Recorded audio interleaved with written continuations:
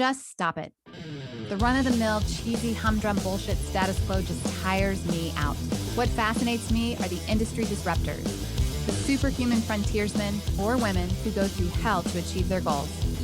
Join me as we meet and learn from those mavericks, rebels, and business leaders that aren't afraid to piss off the establishment in order to make radical change for good. Sponsored by Johto PR, the disruptive anti-PR firm that murders your competition with cinder blocks and cyanide. This is Disruption Interruption. Welcome back, everybody, to Disruption Interruption. I'm your host, KJ, and we're here today to talk with someone who's taken the reins of their industry horse and steered off the lame, tired path to venture into unexplored opportunities that have kicked up the dust on the status quo. Today's guest has been disrupting since the early 2000s as a senior underwriter. He's worked in various key positions in the insurance, healthcare, and technology industries. And we're talking to him today to learn through his experiences of digital transformation that has led him to leveling up insurance and healthcare technology companies through portfolio management. Coming to us live from Louisville, Kentucky, right? Louisville, Kentucky, yeah. Please welcome founding and managing partner of DS9 Capital, Paul Ford. His superpower is connecting the dots super fast. Hey, thanks for having me. I appreciate it. Yes. So you're our quiet disruptor. Yeah, I try to be. You're leveling up insurance and healthcare technology companies. And before we get into that, I really want you to tell me, what's your key ingredient for disruption?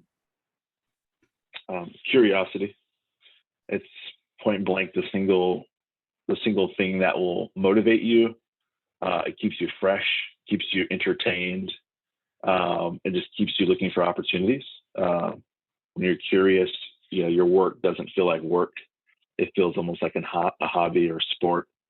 Those close to me, I typically tell them, hey, I operate in sport mode. Like this, it's like I'm already retired and just having fun doing what I do. That's how it feels every day. But it's only because I'm just very curious, and I just love going down rabbit holes and seeing what I can find. Yeah, so that's really very interesting. That's the first time I've ever heard a disruptor say curious. Interesting. I think that's why I get along with you so well, because I'm extremely curious too. I want to know why. Why is that? Does it have to be that way? I like getting into rabbit holes. Most people don't, right? Oh, I love it. Yeah. My favorite scene, I think, cinematic scene of all time, is still Alice in the Wonderland. Just going down the rabbit hole. Yeah. That's funny that you mentioned that, because that was one of my favorite books growing up. Oh, interesting. Yeah. Yeah. Yeah. Do you ever read That's that cool. to your kids? Alice in Wonderland? Haven't read the short version of it to them, but we always look at the different movies online. So whether it's the like plays or the cinematic or the Disney or the older cartoon, but yeah, they hear me say going down the rabbit hole enough where they're like, "Where's that come from?" Yeah. So I show it to them. They're like, "Gotcha." So it makes sense to them. Yeah. Yeah, it's a very visual picture, right? That cinematic film. So you mentioned something Absolutely. in that, Alice in Wonderland is very nonsensical to me, right? And Alice is trying to figure out, what's going on, right? Tell me about the status quo of venture capitalism, private equity. Like, what's made you so damn curious in that field? Yeah. So Alice in Wonderland is it's funny. It is nonsensical, but you have this person that's curious, trying to figure out like how come nothing makes sense. And then you start to notice she finds and people gravitate towards her that also start to reveal, yeah, this doesn't make sense. Yeah. Right? They're trying to figure it out, almost like an alternate version of the Wizard of Oz. Same thing happens in venture investing, private equity. So because it is a legitimate industry of and by itself, people like everyone's kind of roaming as a pack towards, whatever's trending, how business is done. it's called the status quo. And if you think about just, how private equity and venture capital pours money into companies, and like what they pour money into, sometimes that feels nonsensical. So, I've seen plenty of situations where there would be a really, legitimate, focused biotech play on, a game-changing, cancer therapy. They have evidence. They just need a little bit more support. That doesn't get funded, but like a new dating app focused on professional women in some major metro does. It makes no sense. Or they'll want to continue to pour money into a business that shows no signs of being profitable, right? Like those things don't make sense. So and this is the status quo. This goes on. That's the status quo. Yeah. It is what it is. It wasn't until I got more enmeshed in kind of the scene and then starting to ask questions like, this doesn't make sense. Like, this is profitable. This isn't. You're putting money in the thing that's not profitable. Yes, it may scale one day, but it feels like both could. And when you ask those questions and you're curious, are you finding answers? Are the answers still conflicting and not making sense? The answers are conflicting. Put it this way: if you're operating in the status quo, you can't operate in the status quo and then say I'm doing things wrong and have been for a long time. You have to just toe the status quo line and say no, it all makes sense. So you start to feel like you're a little crazy because you're not seeing kind of what's going on. Yeah. And for those that know, that's called gaslighting. Right. This is a whole new take on gaslighting. There's a whole new take on gaslighting, but what's also super interesting is as soon as I started to kind of get more curious and say, well, why does it have to be that way? Can you build a company differently? Can you raise money differently? Do you even need to raise money? Like, what about good old fashioned revenue and leveraging relationships in lieu of money, or just taking debt instead of equity? Like, what else could be done and constructed? The more I started doing it, I got a lot of no's, but the more I stayed on course, then it was like Alice in Wonderland. All of a sudden, I run into some characters, and they go, "I think you're right. Keep going. Let's see what happens." And then more people kind of follow along as well, which is super interesting. Yeah, that is super interesting. So you're getting a lot of like answers that are still conflicting, don't make sense. What was your summation of why they're still doing that? And why are they only investing in companies? This is what I see. That's going to be the next unicorn, right? That misses a whole like host of companies that are going to help people. Yeah. In my estimation, is two things. And it might sound scary for the uninitiated. One is pure math. So when you're financially engineering an investment and you need a certain kind of outcome, it's just a function of how much money do I put in, how much revenue do they have, what do we think market sentiment looks like in comparable companies. It's almost like a real estate deal. Yeah. Right? If I pour in X amount of money, it boosts the appraisal of the home in the current market. That comparable home is X. If I sell it, I get Y. Like it's that kind of mechanism. The scary part is, and we've all done it. If you've worked a corporate job, or even if it's not corporate, but you just had a boss, everyone starts to wake up one day and they go, "Wait a second, I'm doing my boss's job for them," or "I don't really think my boss knows what he's doing. I think my boss is throwing a dart against a dartboard and then just saying, let's go and see what happens. And if it's bad, he'll explain it away. If it's good, he'll take all the credit." That literally is the other side of the coin, where there's pure math, right? And that's the science part of investing. The art side, the art is the art. It's non-existent. You're saying it's not that's non-existent. That's where the nonsensical lives, right? Someone could say, well, I don't invest in. If you ask, an investor, why'd you invest in a dating app, but not a biotech thing that shows promise? You may hear an answer back like, "Oh, that's not a part of our thesis." It's like, so what is your thesis? we're looking for technology companies, SaaS-based, with reoccurring revenue, growth rates that look like X, and blah, blah, blah, blah, blah. They won't ever mention profitability. Makes no sense. Right? So that's where, like, that part doesn't make sense. But then they try to make the metrics fit their narrative. So they'll invent KPIs and metrics to support their thesis and what they like to invest in and what they hope they can generate a story around when it's time to create an exit. Right. And sometimes that's a far departure from what I'll call just old school revenue, growth rate, in a market you can continue to grow in. Right. So sometimes that's just not there. And it's not connected to profitability. No. If you look at, I operate largely in the insurance, insurtech spaces, fintech as well. If you look at any of the IPOs in those sectors, just call it the last year, 2 years, and you look at their filing prospectus, most of them, if not all of them, say that they don't see themselves being profitable for the next 3 to 5 years. Yeah, I have seen that. And that's insane. Scary. Yeah, that's scary.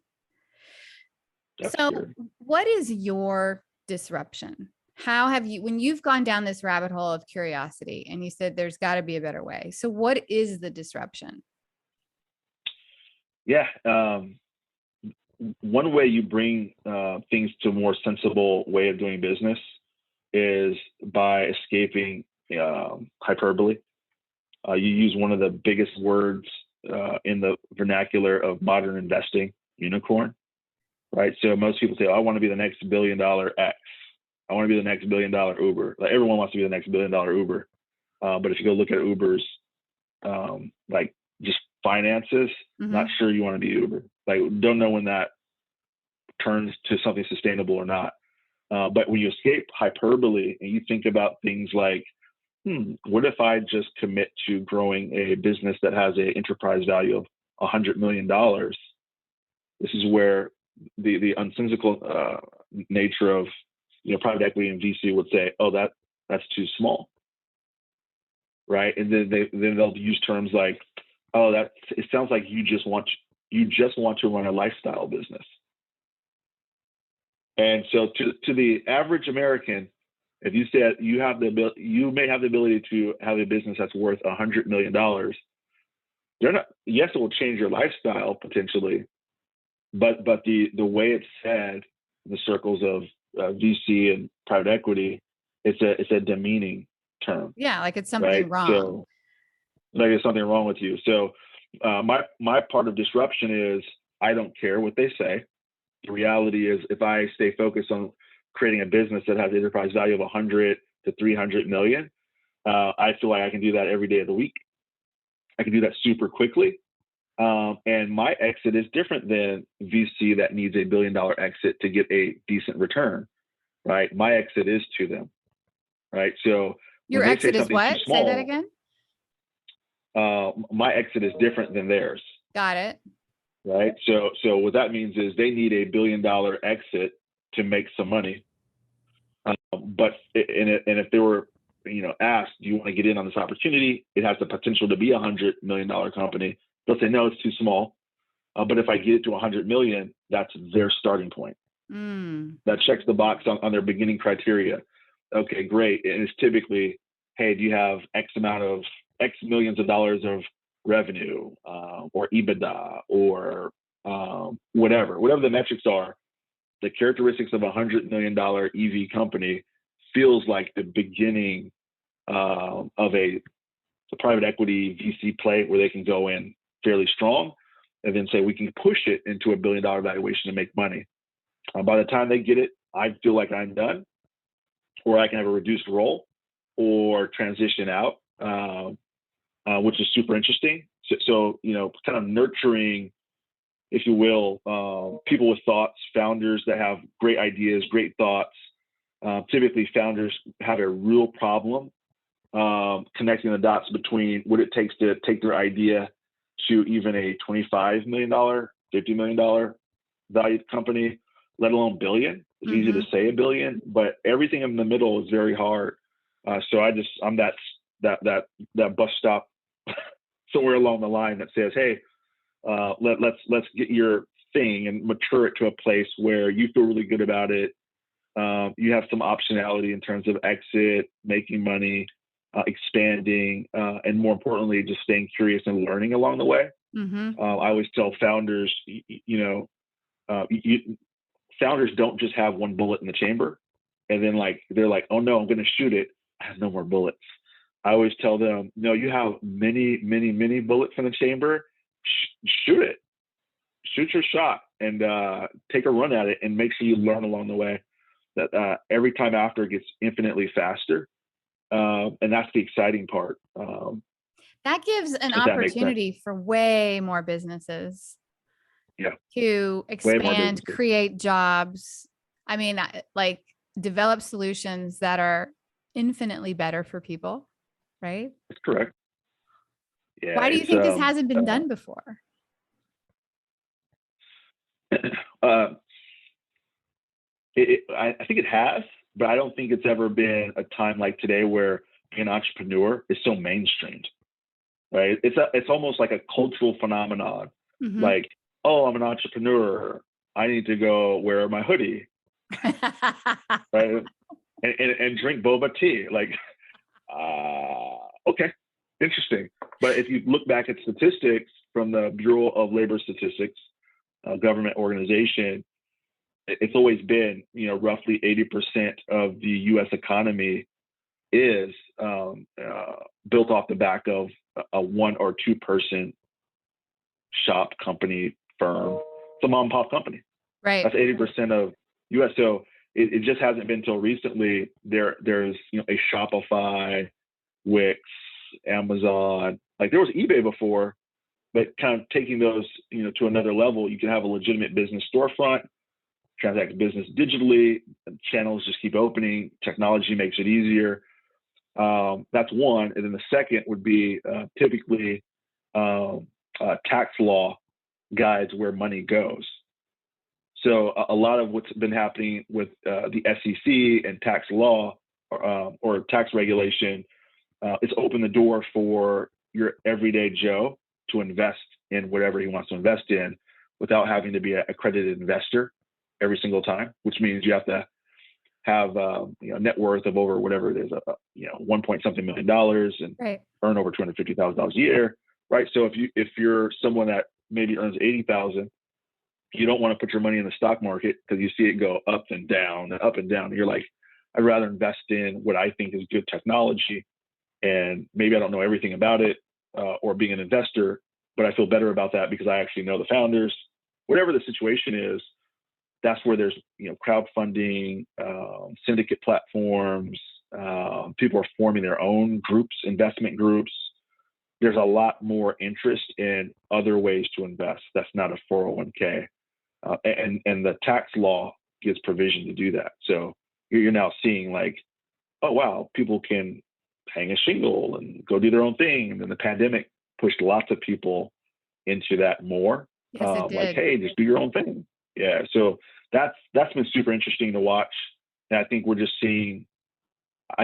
see the proliferation of, I guess, folks like myself that have an institutional mindset and orientation, but it's applied to kind of these earlier businesses, smaller businesses, to say, hey, let's get you to a place further than you thought you'd be. And we'll be helpful because we see something on the other side of the horizon, and kind of giving them resources and the assistance that they need. This is what you mean by your superpower, being able to connect the dots super fast. Yeah, that's correct. So you've gone down this rabbit hole. Like, is there ever a point in time where, you've always been curious, obviously, where you just said, that's it, I'm doing something about this? Yeah. There's been several of those points. I can tell you that my grandfather, he was an entrepreneur. He painted houses for a living. And it was weird because he was an entrepreneur. My dad worked as a civilian for the government. My mom was an educator, and so I had this really interesting mix of, my dad and mom saying, "Hey, get an education, go as far as you can go, get a PhD, be a doctor, lawyer, engineer, something like that. And when you get a degree, then try to get a government job and hang on, until you retire and get a nice pension." Hmm. And I just remember thinking, like, that sounds like another version of hell. I just, like, my mind, it would just stop. Like, I was bumping at something, and I was like, that doesn't feel good to think about. So doing it will, like, make my body repulse. What did you think of your grandpa? Your grandpa was an entrepreneur. Was that something you always gravitated to? That's what made me super curious. Oh. I was like, I don't get it. I don't get it. Grandpa has no formal education, lives in a fantastic home in Berkeley, California, has a business and not a care in the world. I don't understand these two different trains of thought. And so when I would ask him, the one thing that he would always do is just keep things super simple. He's like, yeah, just get started on something, and you might not like it. Figure a way to like it. Be nice to people. Take care of your reputation. Work hard, and just plant lots of seeds. And so, like, little did I know, after hearing that a couple times from my grandpa growing up, and then going through college and corporate career, I could have shortcut 5-7 years off of college and early corporate, just understanding that concept. But just understanding, like, there was another path one could take that was very open. And it's almost like, today's video games. I hate to use too many analogies. No, they're good stories. Yeah. Yeah. There's a game that you're playing. It has a story, and you're on the story arc, and you go through the game and you do some stuff. But then if you go to the beginning of the game and the menu, it says, oh, you can go into creator mode. So when you go into creator mode, it's just open. The same game, but you can explore the entire universe, build, do stuff, create. And I found, like, that's more interesting than the story. Yeah, you can follow someone else's story, see what happens, or you can go create your own. To me, it feels better. So yeah, that's just seeing those two different mindsets.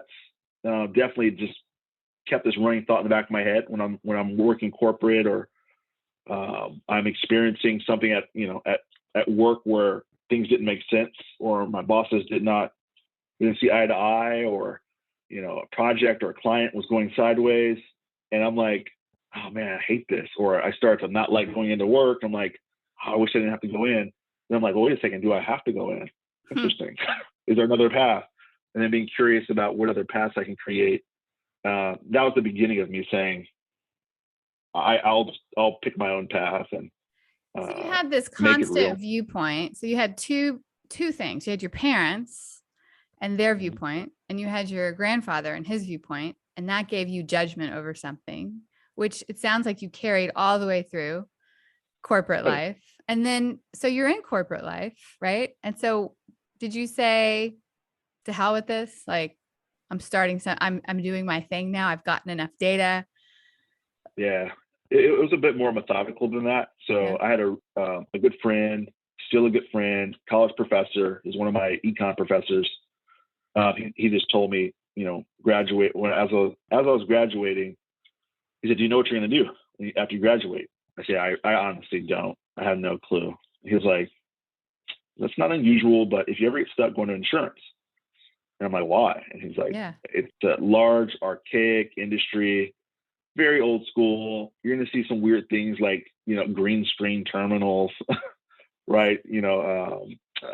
Departments with no internet.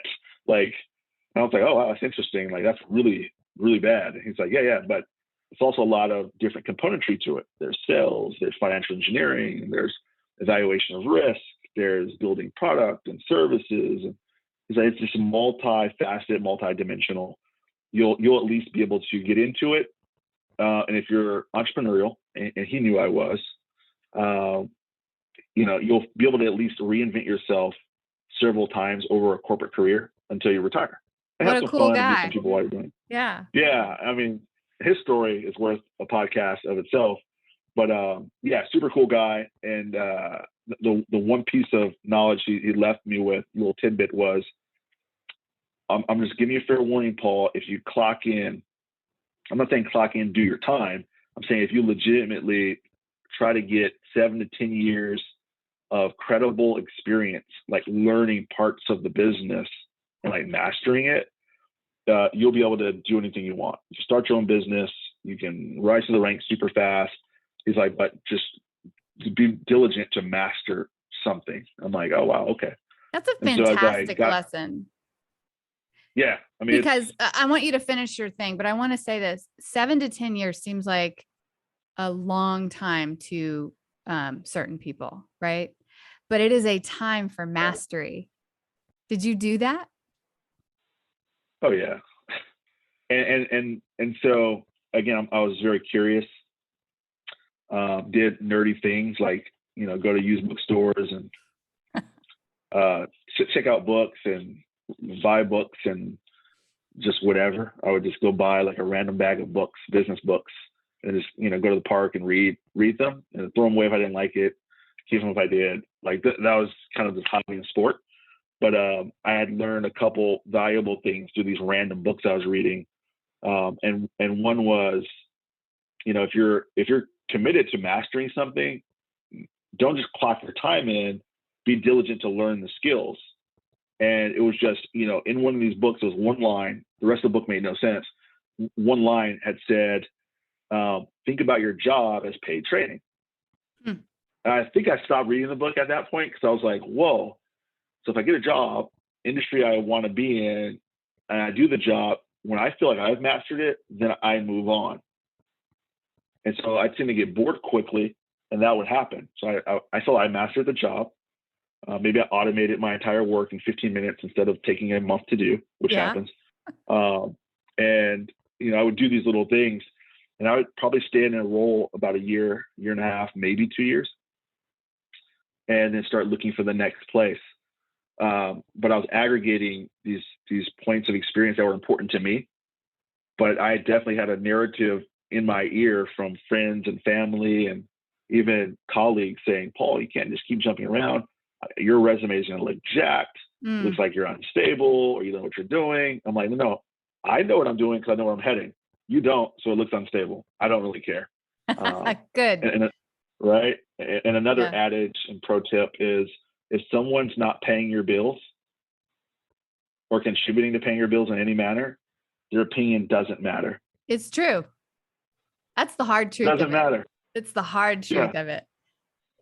Right. So when someone would tell me something like, Paul, you can't jump around and X, Y, and Z, I look at them and go, you didn't pay any of my bills last month or the month before or the month before, and you have no bearing on my future. Interesting. Doesn't matter. I love that. It's right? Like really common sense. So you go through this, was it 10 years? Did you actually hit the 10-year mark and you're like, okay, I'm ready? It was 9. Yeah, it was 9. So I got, jumped through multiple roles, met some great people, great experiences. And my last corporate role, I was becoming, we'll just call it more independent, more vocal, more set in like who I am. And like my way was working. And I wasn't overt about like pushing that in people's face, but just learning, being diligent, mastering, trying to create value, definitely thinking about how to lead and do things, be a doer instead of something else. And it was my last corporate boss who we didn't see eye to eye. He has a great smile, great corporate figurehead. The substance was lacking. That was found out by many. But I'm a good guy. I try to help people out. I would be like, hey, that idea, maybe we could do X, or be nice. What your grandfather told you, right? Be nice. So I was always trying to help, and I think it burned up this individual that he couldn't stand me. I would just take it, absorb it, and then like recenter it into something positive. Like, hey, let's try to do this, and maybe we can help. Whatever your plan is, tweak it so it's X. And so I remember we went to a client meeting. After the client meeting, it went well. we're sitting at lunch, and then he's just staring at me. It was really uncomfortable, and I'm like, something's not right. And he goes, Paul, I just gotta speak up. I'm like, yeah, what's up? He's like, I think you're full of it. Wow. And he started to use some not so great language, and I'm sitting there like, well, what are you talking about? I think you're full of it. You think you know so much about this industry, and like like the future, what's going to happen next, and you have all these great ideas that you think are going to work. I don't think any of them are actually going to work, and it doesn't work this way, and you have a lot to learn, and it was one of the most discouraging. It could have been one of the most discouraging conversations ever. Yeah. And I just said, look, that's your opinion. Good for you. I said, are you done? And then I asked for the check. He said, I got the check. And I was like, yeah, okay. That's very big of you. Right. So I got up, walked off. A couple weeks later, he's like, hey, Paul, how are you? And hey, you should come in the office early, on Monday, spend some more time together and, talk some stuff out. Okay. So I go in super early on a Monday. He's already there. Hey, come on in here in my office. And I sit down. Hey, how's your family? And granted, my son was super sick and he knew about it. And he was like, hey, we're eliminating your position. This isn't working. Wow. And I'm like, okay. He's like, HR is in the next room. I negotiated a package the best I could do for you. Hopefully that helps. I'll give you a letter of recommendation. Hope things work out for you in the future. This isn't going to work, and wish you all the best. And is there anything I can do? I'm like, which room is HR in? Were you shocked or happy? I was neither. I was in the moment. Okay. So literally, I was like, which room is HR in? And he's like, well, they're in the one right next door. And I'm like, all right, cool. I'm like, anything else? And he was starting to sense like, this guy's taking it super well. I want him to feel it a little bit more. And oh no. He's like, well, I just think that, just your path and what I'm trying to work on. I'm like, you don't need to say another thing. I say, you're firing me. No. We're just eliminating your position. I said, look, I know you're going to do the political thing. It has to sound right so you don't get in trouble. I say, that's fine. Like, I wish you all the best. I'm going to get up now. I'm okay. So I go and talk to HR and I tell them, hey, this needs to change. This needs to change. And it was a pretty nice package. Good. And so quite literally sign the papers, give him my laptop.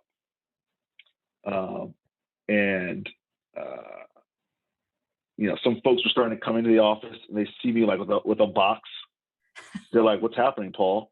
I'm like, ask your boss, because he's not mine anymore. So ask your boss.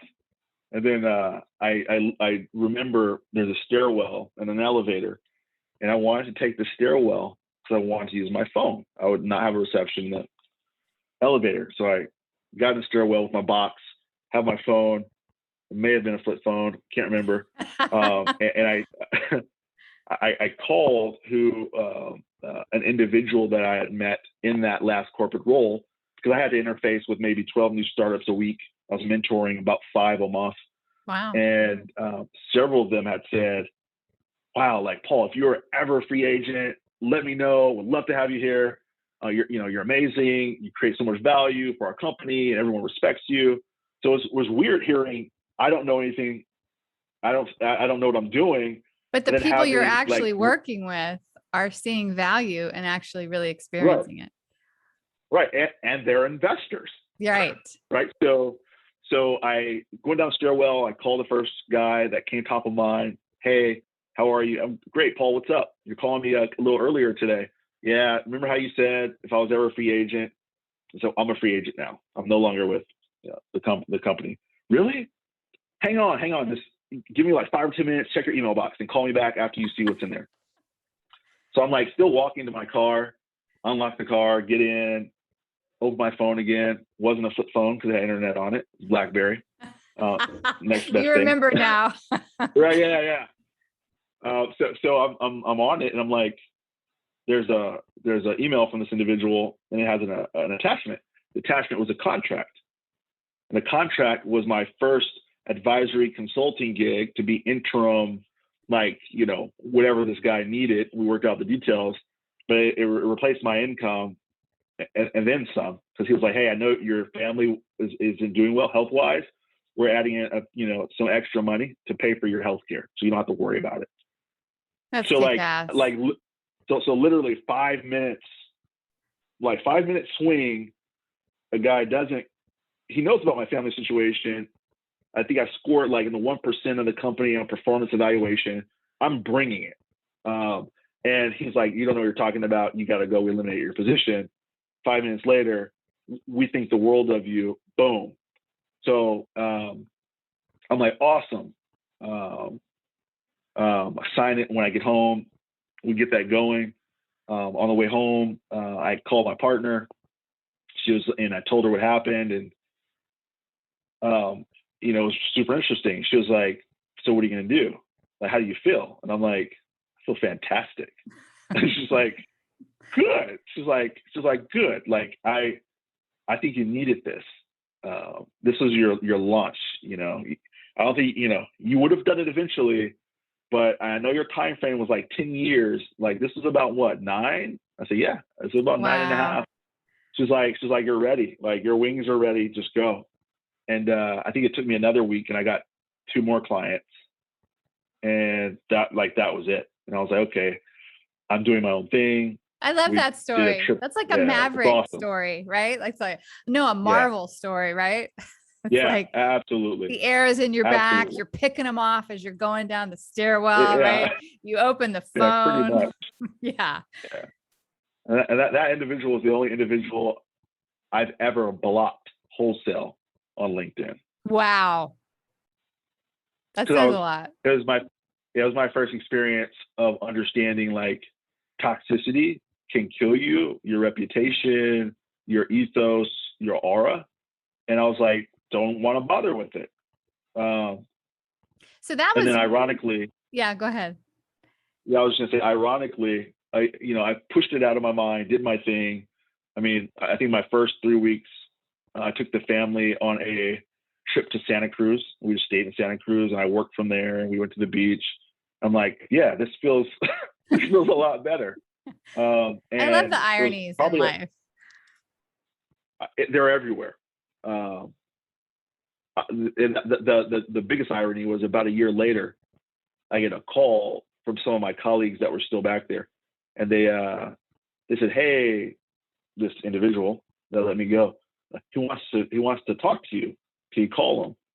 I said, "This is interesting." I said, "I have no reason to contact him. He can call me. You call me, he can call me." "Well, he's afraid you won't answer." Okay. So I call him. I'm like, "Hey, what's going on?" "Hey, Paul, I heard you're doing super well. Look, I realize I didn't treat you right." Okay. And he's like, "I was harsh on you, harsh towards you, hard on you.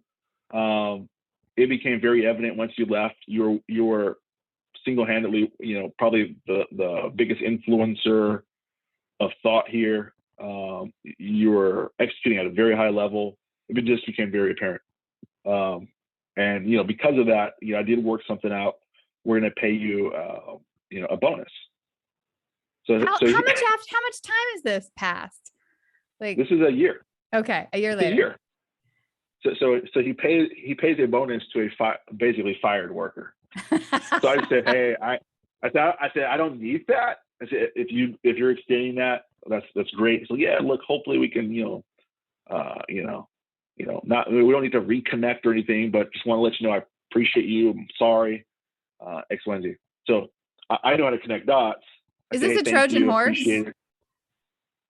No, it's not. It tried to be, but I connect dots super fast, and I'm like, number one, I already thought the guy wouldn't last long in his role because he was an executor or just a figurehead, and I was like, he's probably sensing he's going to be let go. He needs a good reputation, right? Otherwise, he's going to go into a market where he's going to reference things that he's done that are highly tied to me. Someone may come asking, and then I, blow the guy up with a podcast like this. Like, that's not good. It's not good. So I love it. So I just said, hey, I kept them blocked and haven't heard from them since. But that's what pushed me into the entrepreneurial front. It was a place that felt more like home than corporate, and a place that gave me a lot of autonomy, and I thrive in ambiguity. So it works. Yes, you do. And you know what we call that whole story? It's like clean living. It's just clean living, right? It is. Doing things for the greater living. good. By the way, is your family better? Oh, yeah. So my son, he healed through what he needed to heal through. He's doing phenomenally well. No impacts. So it all worked out super well. Yeah. Good. Thank you. That's an awesome story. Tell me this, who are the early adopters of this disruption? Because you mentioned there's people that are going, yeah, this makes sense. Hey, I understand this. Hey, what are you doing? Who are the early adopters? Yeah. We've all seen it now. If you're in the space, you've all seen it catalyzed by the pandemic, but in mass, these early adopters are folks that gave up the big city, major metro, or either coast, and they started to kind of, boomerang back towards the Midwest. So typically the folks that were in the Midwest said, I'm going to Boston, New York, San Francisco, LA, maybe Miami, expensive lifestyles, a lot of, corporate stressors. And then they start to realize, I don't need that. The negativity, the toxicity, large commute times, this pressure of keeping up with the Joneses. So all that it's like a rat race. It's a rat race. And we realize you can run a race that's not a rat race. You can run one that's more comfortable for you on your pace and your terms. And you can actually dictate how your life should be based on your wants, instead of how you need to conform to, a lifestyle that maybe is ill-fitting. You're seeing that now. So the early adopters, there's actually a group in Columbus, Ohio, called Drive Capital. Love them. They were guys that came out of Silicon Valley.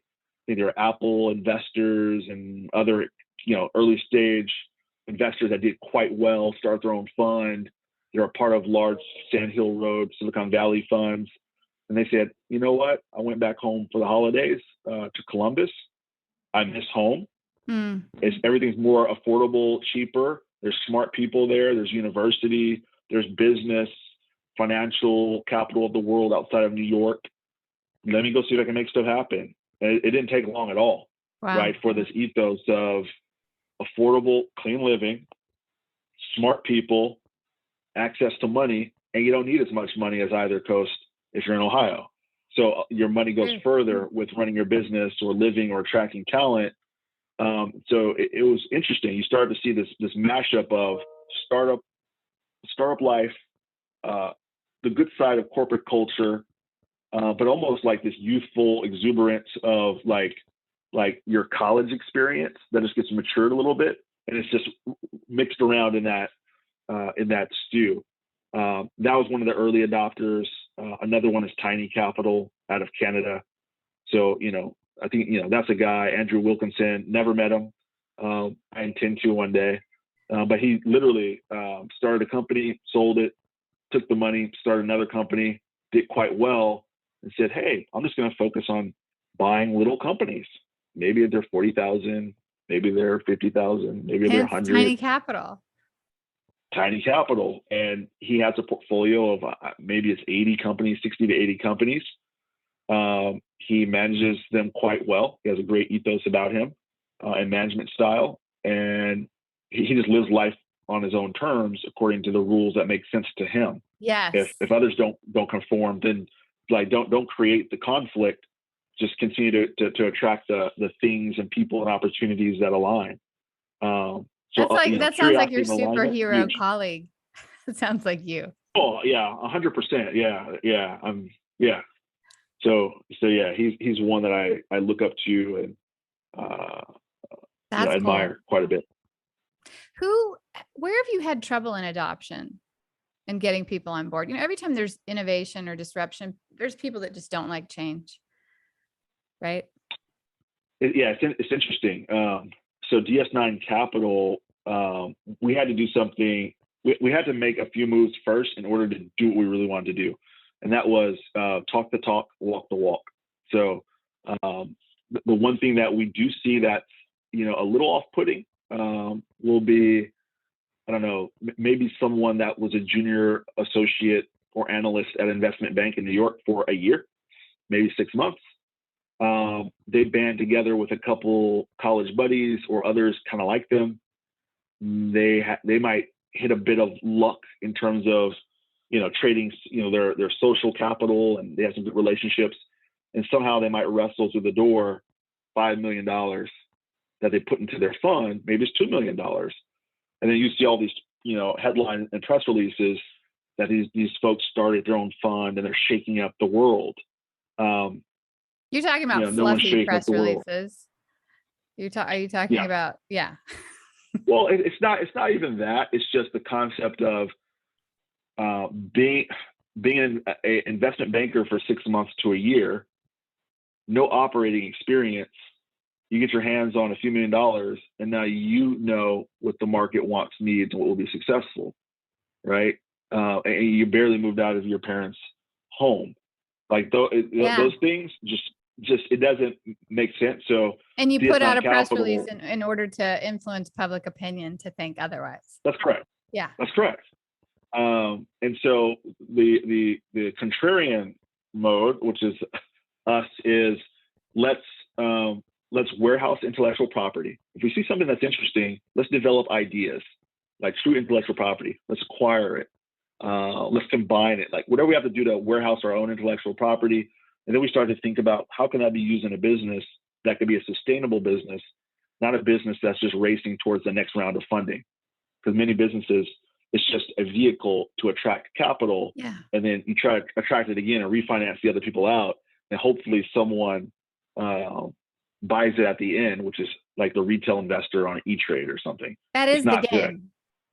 That's the game. So, we said, let's develop our own companies with a founder-friendly focus as a true operator, build real revenue, real profitability, a real sustainable business.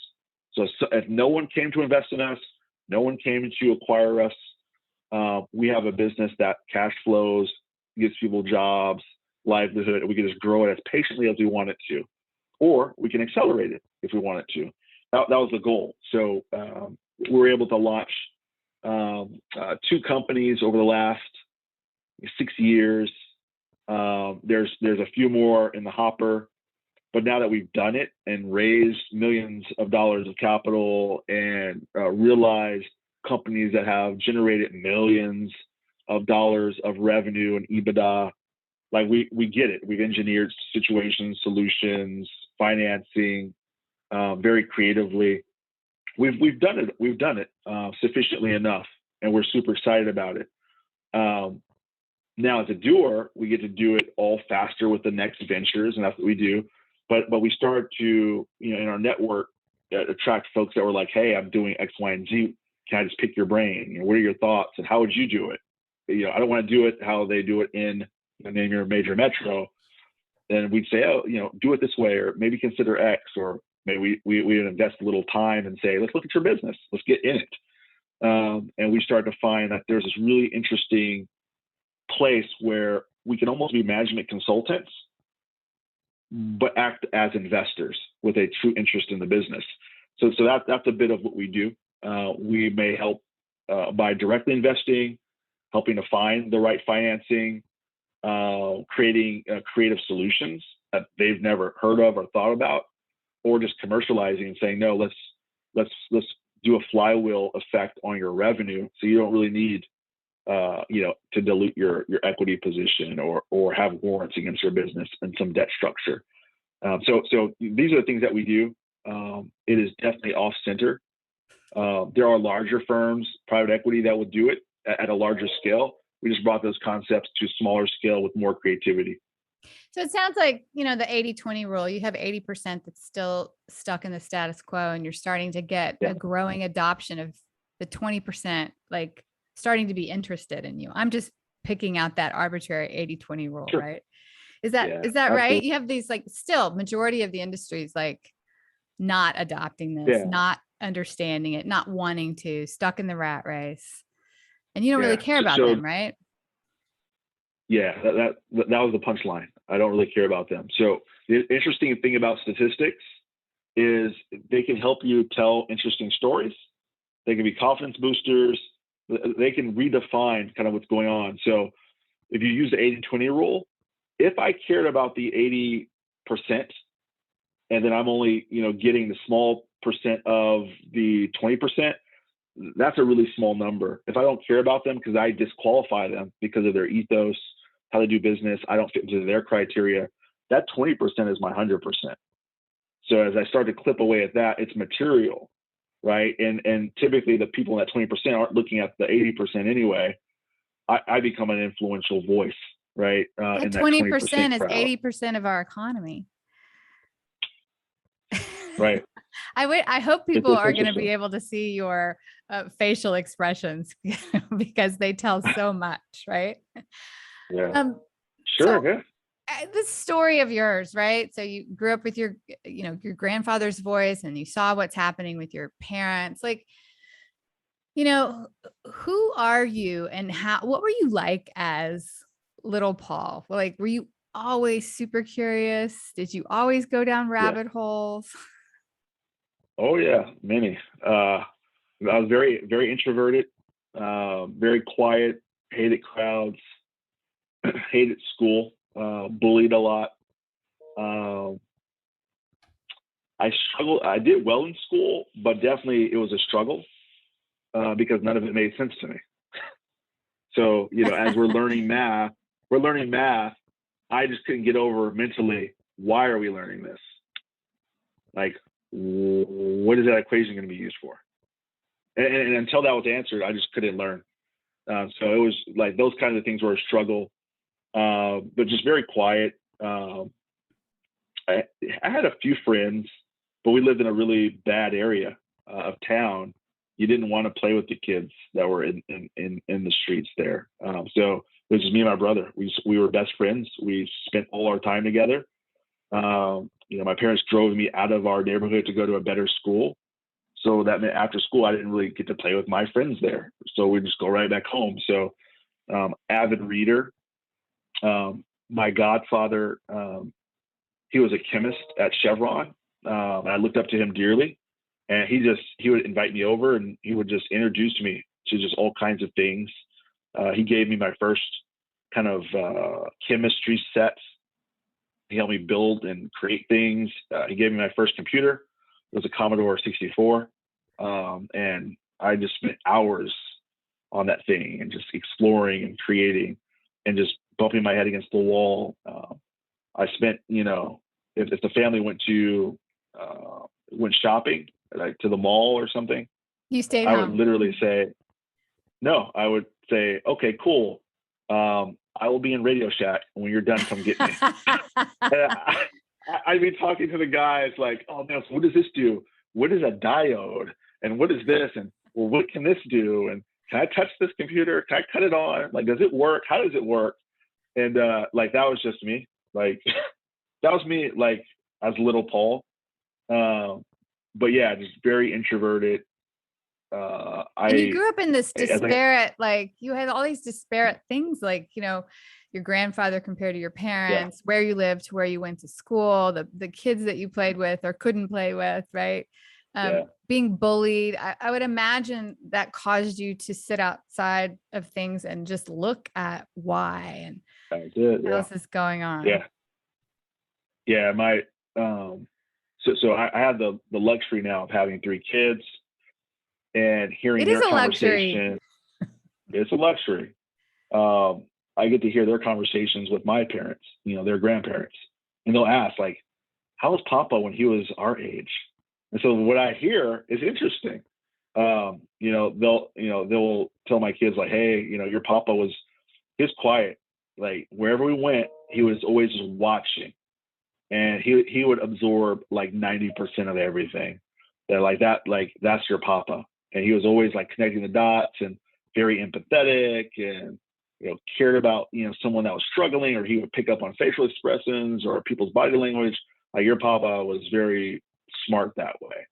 And they're like, oh wow, interesting. And so as I hear it, I'm like, yeah, that was me, still is me. But I did hack my way out of being an introvert to be a little bit more extroverted, because I realized, to sit on the things I've learned and not share it is probably the most selfish thing I could do. I'm no one in a planet of billions of people, but if I can help someone avoid the headaches of being an entrepreneur, maybe it's not even for them. Maybe someone's trapped in corporate and they feel like they're a prisoner, their lifestyle stifled, and I can help them feel more positive about what they do, or paths out and options, or even school. And many kids don't know what they're going to do when they get out of school, so they keep going to school and keep incurring debt. And like, there's so many other paths. And the older I get, the more mature I get, you start to see the theme that's now kind of rearing its head of like mental health. Right. So I'm like, wow, out of nowhere, like depression, suicide at an all-time high. Like, where does that come from? But when I think back on like what creates those sources of pain and angst, it's work, it's relationships, it's feeling the pressure to do what other people want you to do, or feeling like the perception versus reality, or it's all those things that if you don't know yourself, if you're not curious, if you're not, willing to explore a path that might make you happier, but it might make you, feel like you're a little off center from the crowd. You have to learn those things, but it does bring you to a better place. It's, what I do is it has a slightly higher purpose. In my mind, at least. That's what makes you what you are, is your purpose. And the fact that you don't sit on your wisdom is probably the best soundbite of this entire podcast. Hey, if that's helpful. That's awesome. I think so. Not sitting on your wisdom, not being in an ivory tower, but making sure that you imparted your wisdom to help others instead of doing nothing about it. Yeah, that's right. So where is this going? Where do you see the industry changing, with this disruption? How do you see it in 5 to 10 years? What's interesting to me is there's still a statistic. It hasn't changed much over the last 5 years. So the U.S. economy, the entire U.S. economy, only 30 to 35% of it is involved in e-commerce. That's like hard to believe. Think about how large Amazon is, Google, Facebook, Shopify, and they're all legitimately saying they're just scratching the surface. That's interesting. It is. Not quite scary. It's just interesting. It's like, wow. So that means that there is 65% of the U.S. economy that hasn't found its digital moment yet. And as Shopify becomes more relevant and helping people to start their businesses faster with all the support needed, and then Amazon doing the same increasingly, and others, you're going to see smaller businesses pop up, and you're going to find that there are plenty of investors and people willing to throw money at stuff, but you're going to find a lack of people that will connect dots and figure out what do you do with that opportunity. So what I'm excited about, what I see for the future, are a lot more smaller businesses that I could probably acquire, and those smaller businesses represent departments of a larger business. Right? So that's interesting. If someone so give them the autonomy to do and excel at what they do. They're the master of that. Their peers are other CEOs and founders running other departments. But if you're pointed at a similar mission, like what you pick up along the way is all accretive in terms of revenue, opportunity. It just leads to more. So that's what I'm super excited about. And it won't take a lot of capital to pull that off either. So what you see in Redmond, Washington, with Microsoft. They're probably the first to do it. Huge campus, like clockwork. Every few years, they would do a mass layoff. Project didn't go well. Laptops didn't sell good. Cell phones didn't work. Software needed to transition to the cloud. There would be a mass layoff of thousands of people. Those people were, it's not like they just died and were eliminated.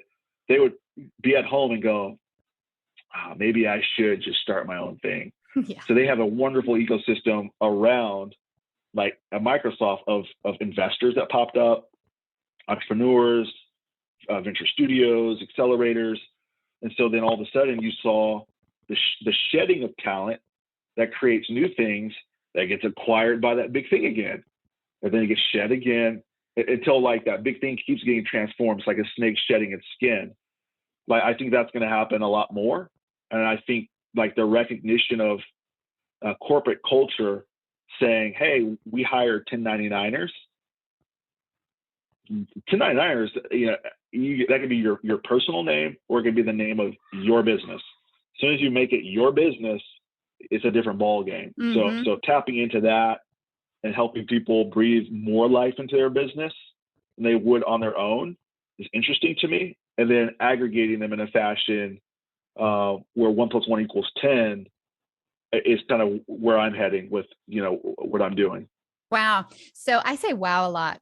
When I talk to people like you, there are things that I just go, wow. So this is how, that gives a lot of hope for the future. A lot of hope for the future. There's a ton. There's a ton. And we're in a bleak time in our history when, things are just, the news and everything is compounding the felony per se, right? Of all this bad news, right. And there's no hope. There is huge hope. There is huge transformation. There's huge innovation going on. Yeah. Absolutely. I get excited by a couple trends. So one, education serves no one well if you're not curious. So it's back to curiosity.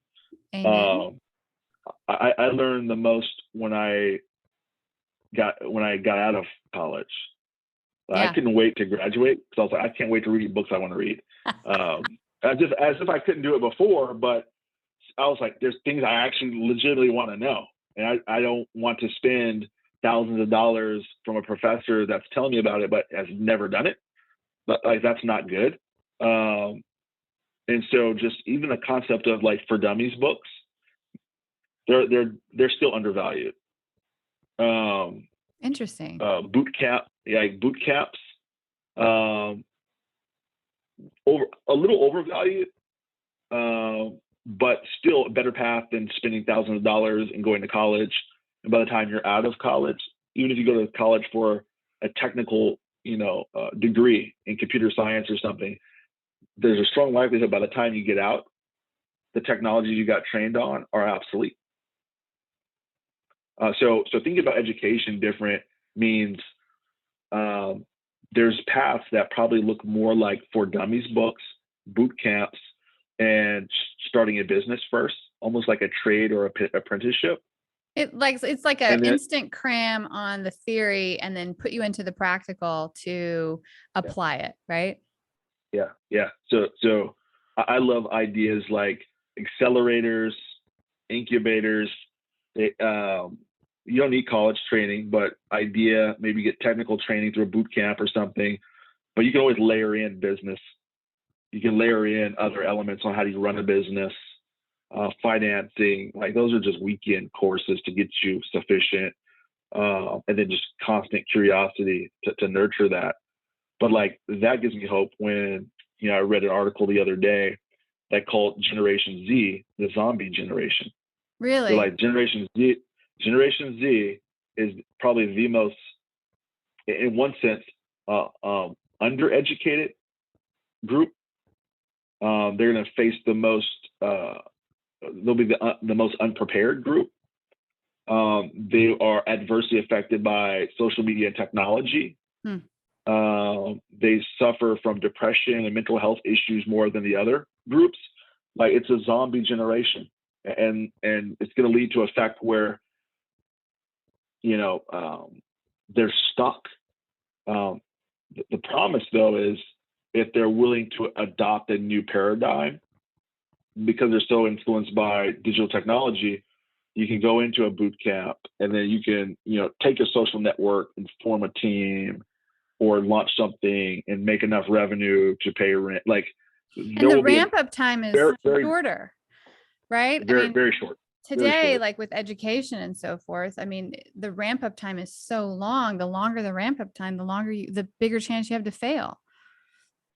Yeah. Another stat that hit me earlier in my corporate days was I think said on average, the U.S. adult worker will have, I think, 3 career changes, like totally different careers. And I was like, it's like 3 different lives, right? It's 3 different lives. Yeah. So that means as you restart, you're reset. So it was just interesting to think about, like, okay, so if that's going to happen to me or could happen, so spend 3 years on this. And like, if I need to change, everyone else has too. That got exposed on LinkedIn. So annually, I don't know if they still do it, LinkedIn will release a report, and it would show you your network of everyone you're connected to, and then show you how many people changed jobs that year. Right? And the stat literally was every 3 years, most of your network changes over. Wow. Interesting. So when I saw that, I'm like, interesting. So, when people start to realize that, you see more on LinkedIn now. If someone changes roles, hey, congrats. It's not like, oh, I wonder what happened. Did they get let go? It's like, oh, congrats. And then you look at where they're at. You're like, oh, cool. I wonder if there's something I can do with them. Like, it's positive, as it should be. Explore, be creative, and take the positive with you. Like that, all those things they bode well for what I see in the future, rather than, a lot of the negative you may see just, hovering around as well. Yeah. Does that mean that you're going to venture out more into helping companies, not just in, say, insurtech or fintech, or, are you going to go more into e-commerce, edutech, education, other types of companies? Potentially, but I'm going to stay pretty close to insurance and fintech. And the irony of insurance and fintech, so insurance and payments, every business on earth needs insurance. Every activity could be insured, and everyone has to pay for something. So if I run across an ed tech thing, which we do, or some logistics thing, which we do, or even something that's, ag tech, it's going to require insurance, and maybe modernized insurance, where it's a nuance because there's a different flavor of technology or something. We're helpful. So we'll see it and be able to influence it. And if someone needs to pay for one of these new services, there's lots of better ways to pay for services today than there were even just a year ago. So we can always be helpful just from those 2 aspects on any business. So we get to see quite a bit, but we'll stay disciplined around on those 2 fronts. Well, insurance is still an antiquated industry that needs a lot of innovation and disrupting. So you can help a lot there. Oh yeah, absolutely. There's plenty to do. Hey, so before we ask people where they can get a hold of you, tell me what you do, like on your hobby time, or like what are your crazy passions? Yeah, I don't know. This is my hobby. Yeah. So like I listen to a lot of podcasts, audiobooks. I'm scanning the news and connecting dots. It's just what I do. Other than that, I love spending time with my kids. Spend a lot of time with them. I like just being outdoors. What do you do with your kids? Are you like, do you guys watch a lot of movies? Do you go outdoors together? Like, what's the favorite thing you like to do? Legos, number one. Just being outdoors, just playing. So if basketball, frisbee, digging holes, building stuff. We'll go on drives and just explore places. That's cool. We'll just look up a random restaurant and just say, hey, let's go there and see what we find on the way. Just again, curiosity, exposure. very fun. They're very fun activities. Nurture them, and your life will stay pretty fresh. That's what we found. So yeah, I mean that's what I do to just have fun. That's cool. So your crazy passions are always still surrounded around curiosity. Yeah. Yeah. And kids. That's awesome. So how do people get a hold of you? I am not on Facebook. Okay. I am Facebook sober. It's not a knock on anyone. I just know what works for me. You can find me on LinkedIn. So that's kind of exclusively where I roam. So LinkedIn is probably the best place to find me. Paul Ford. Ford. To chat with it. I can look you up. Paul Ford, DS9 Capital on Paul LinkedIn, Ford. right? That's correct. And the address for your website? Yeah, it's www.ds9capital.com. And for the observant, DS9 is a Star Trek reference. Are you a Trekkie? Yeah. How come we never got into this? I didn't know that about you. You're a Trekkie. Deep Space Nine rules them all. So I'm sure someone will debate me on that on LinkedIn now.